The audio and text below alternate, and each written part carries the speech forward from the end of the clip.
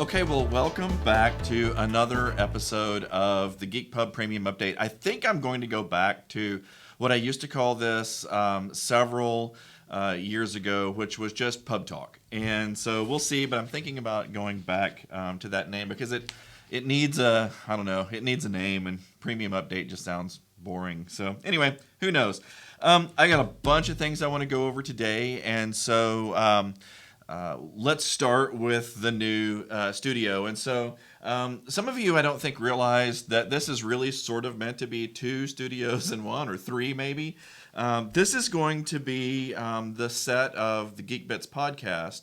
So there is a video version of the podcast if you follow on Spotify or iTunes or one of the other non-video platforms. So if you go on YouTube, Geek Bits, you can actually watch a video of the podcast. So with that, I also wanted to be able to do, in addition to the Geek Pub, in addition to the podcast, I also wanted to be able to have this set sort of morphable. So like if in the future I decide to do some other podcast, or if my brother wants to do some kind of podcast, we have a place to set up. Is that?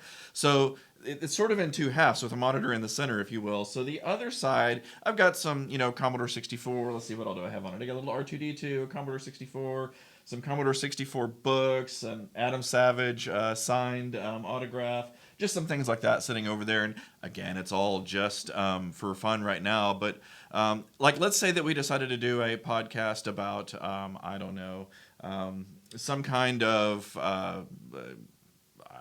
gaming or something, then that might be all set up with games instead. So I just wanted to be able to kind of like quickly change out all the props and maybe have like this side dedicated to the Geek Pub, that side dedicated to another channel. Right now I'll probably just switch back and forth, every couple of episodes, and it'll all be fun. So with that, a lot of people seem to really, really, really like the LEDs, and I kind of thought it was going to be a big joke, and I really thought people would like complain about it and say, "Oh, that's so dumb, those LEDs."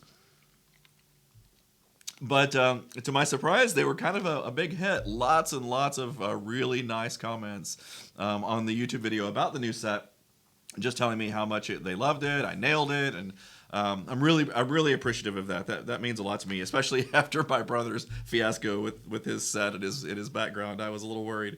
The studio is covered with acoustic foam. You can't see it, and not the whole room, just enough of it to make it where it doesn't echo so bad in here.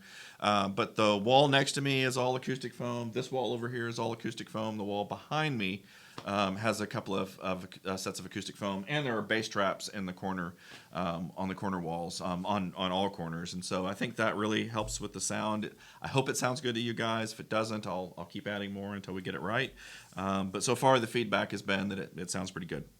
So yeah, so that's the new studio room, and I look forward to, like, if you guys have stuff that you think ought to sit on the set behind me on the shelves, or down in these cubbies, or whatever it is, let me know, and we'll work out a way for you to send it to me. I'm always looking for new props and things like that, so if you have something, let me know.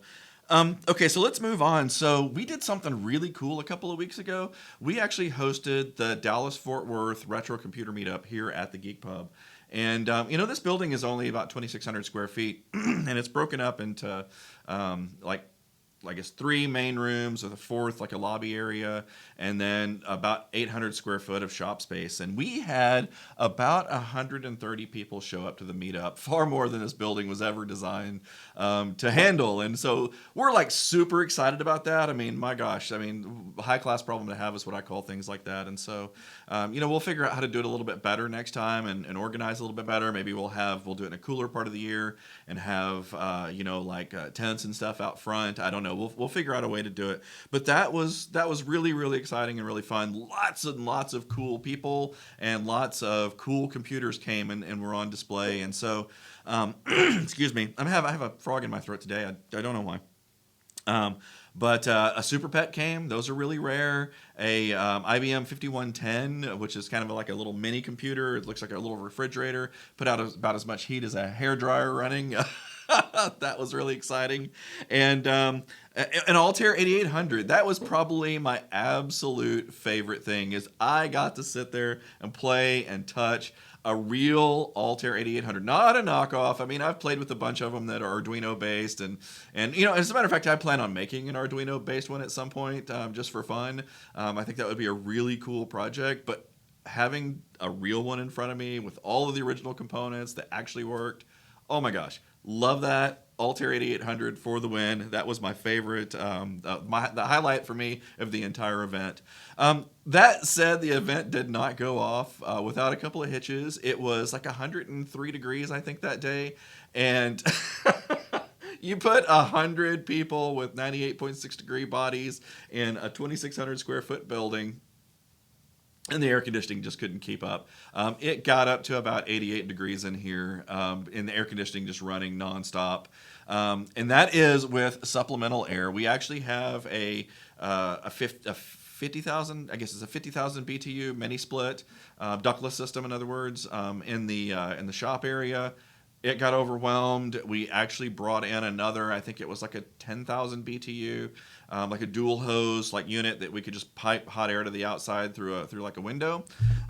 It helped, but it just didn't bring the temperature down. So yeah, we'll have to figure out something for next time. And it may just be hosting it in a cooler part of the year. Like if it was only 80 degrees outside, I doubt we would have had that serious of a problem. And so that's something we did have to deal with. But other than that, it was fantastic. I loved it.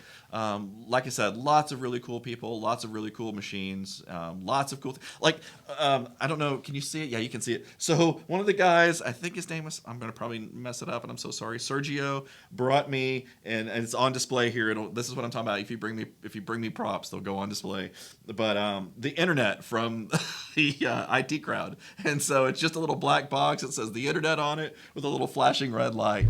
Oh my gosh, that is so fun. I was so excited to get that, and I really appreciate it. Okay, so let's move on to what I'm going to be doing next now that the set's finished. This is something that it took me way longer than I thought it was going to take. This set was like a 6 to 8 week project, and look, I have a full-time job, and I can only work here a couple hours a day, and it just like really work a couple hours a day, and it just, that's what it is, and it took me a long time. But anyway, now that the set's finished, lots of content will come because it's much easier for me to make it now. I have a place to make it. So the first thing up, I think, is going to be, we'll see. I'm not sure. So my brother made this Apple One replica, and you've probably seen his video about it. And let me tell you, this thing is freaking awesome. And the Apple One wasn't all that great of a computer. It didn't even have video for that. I mean, if you really get down to it, it's nothing more than a dumb terminal kind of video interface. And but it's just so cool to sit here and hold, the very first computer. And I know that Steve Jobs and Steve Wozniak never actually touched this one, but their hands are all over this from a creative and design perspective. And so this is even though it's a clone, this is, and it's not, clone's a bad word. Let's rephrase that. This is there's got to be a better word. This is a remake of it, right? This is the actual computer. It's the same parts that, off-the-shelf components that were available in their time period. These aren't modern remakes. The only thing that's on this that's really modern is the capacitors and and again, they're the same ones that would have been available. But the board itself is obviously a remake, a modern remake. But man, so cool to hold this in your hands. It's just a piece of history. So the next thing I think I'm going to do is I'm going to make a case for this. And I would really, really, really like your guys' feedback on what kind of case you'd like. So if you go out and search Apple One case, you see the same case over and over and over again. And it's the one that is usually, I think it's the Wikipedia default image. And everybody always thinks that's the case that Steve Jobs and Wozniak made for the Apple One, but they didn't make a case for it. There was no case. The Apple One was sold as a kit. And so you got the thing, and it was up to you to build your own case for it. It was up to you. It was like it was a hobbyist board. It was a tinker board. How far we have come from that, Apple. Don't work on your own computer anymore. Right to repair, wink, wink. So anyway, I'm not sure what I want to make. I'd really like to make something that makes it where it's really easy to set on display at the museum. that also means I would like to maybe put it in some kind of case that's got like a plexiglass top or acrylic top, and maybe some RGB lighting to light it from inside. But I'm not sure how people would feel about that. So let me know in the comments what you think. But yeah, we're definitely gonna do something for that. If it's not the next video, definitely one of the next couple or three. It's just a matter. I have to figure out what I want to build first, and I just can't figure it out. So, but that's coming. Next up, I probably am going to work on. I've kind of been waiting for it to cool off. My wife bought a really cool house down on Lake Granbury, and it's got its own dock right on the water, well, on a canal, and it's a double decker dock, and it's got a big seating area up top, and so the one problem with it is the dock is about, I don't know, like 100 feet or more from the house, and so you walk down this really cool, walkway to get down to the dock, and then when you get down there, there's no Wi-Fi, and the problem is there's very little cell phone signal. It's really like, so when you're sitting on the dock, you're kind of it's a no-go when it comes to internet, and so the kids complain, oh, we can't get on the internet when we're down at the dock, and there's some other things I want to do. It's not so much that the kids need internet at the dock. I mean, come on, it's supposed to be that great outdoors, right? Turn your devices off and have some fun. But I do want to be able to put a couple of security cameras down at the dock, and be able to make sure that like boats that have like navigation systems and things like that can get updates and stuff like that. So I want to get some Wi-Fi down at the dock. So I bought a couple of Ubiquiti nano beams that you can put one at the house, one at the dock, and they'll shine. It's gigabit internet between the two. And I'm probably going to do a video on that, setting up the dock, setting up how I got all that to work, and then setting up the security cameras and all that. So I'll probably do that at some point. And then one thing I've got to do, it has been over a year since I've really made any good, and I may not make videos of all of these because I did in the past, but I used to make about every week I would make some kind of tutorial on the Raspberry Pi or on the Arduino or some microcontroller, some electronics thing, like how to use a 555 timer.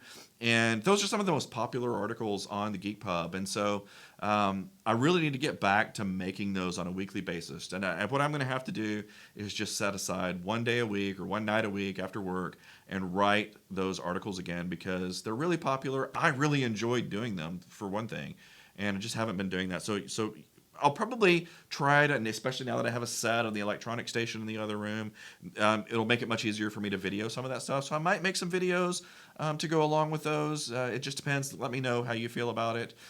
Sometimes videos like that can be boring, and it's just as easy just to read an article and be done with it. So we'll see. Let me know your thoughts on that.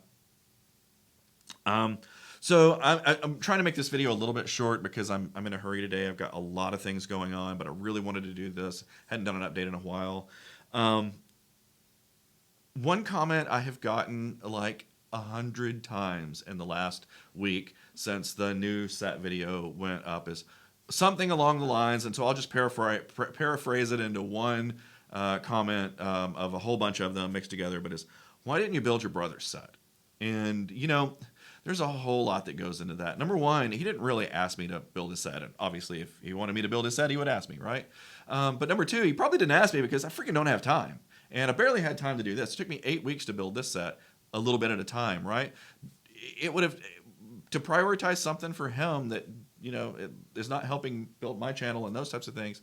Don't get me wrong, I love helping him, and he loves helping me, and we help each other all the time. But that kind of big, large commitment like that is just not something that is easy for me to do, along with working 60 hours a week at a job as an executive. So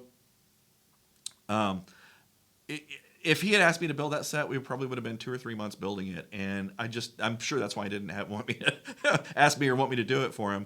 Number two, I mean, people need to do their own thing. And there's a lot of people complaining about his set and the colors that he picked and stuff like that. And I don't know. I think a lot of it's just ridiculous. I don't really like the hexagons that are really dark like he did. I like the ones in the other room. I think some other people have commented on that.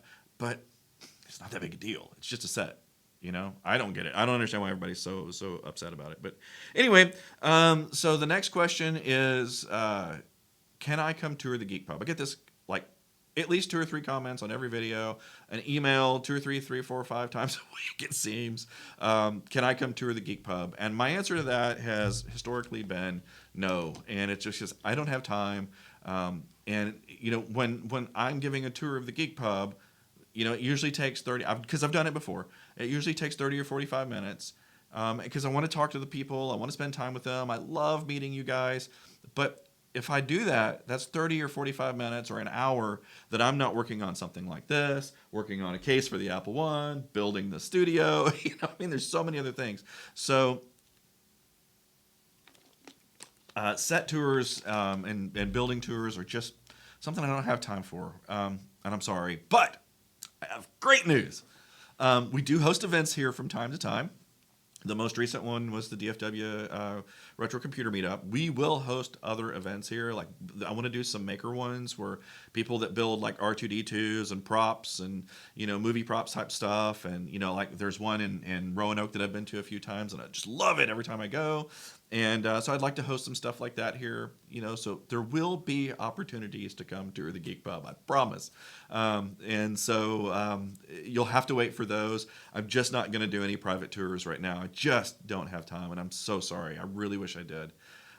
Okay, well that wraps it up. I'm gonna make this one really short. I'm not gonna do. I saved up. I have a crap load of crazy YouTube comments that I've been saving up, and so we'll get to those. I'm saving the ones that I was gonna do for this time for brevity of the video for the next video. But I've got some doozies for you. See you then.